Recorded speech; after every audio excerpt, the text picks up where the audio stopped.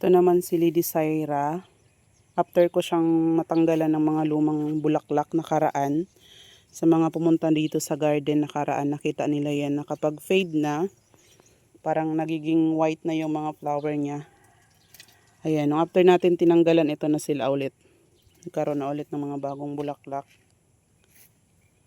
Yan, wag lang kayong manghinayang na kapag fade na yung flower, hindi tatanggalin yung bulaklak kasi magpapalit naman din sila kaagad.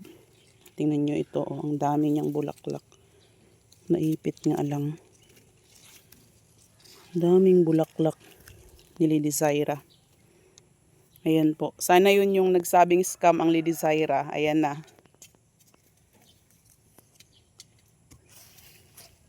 Ganyan po yung mga chitra. Minsan si Lady Syra, white lang talaga ito. Lalo na sa mga rooted ko. Naku, halos lahat. Mga white lang talaga yung una niyang ilalabas na bulaklak. Then kapag medyo na mga second, third, ganyan, saka nang maglalabas talaga yung true color ng Lady Syra. Kaya kung may mga Lady Syra kayo na white yung bulaklak, wag po kayo magtaka. Karakter ni Lady Syra po yan. Patient lang.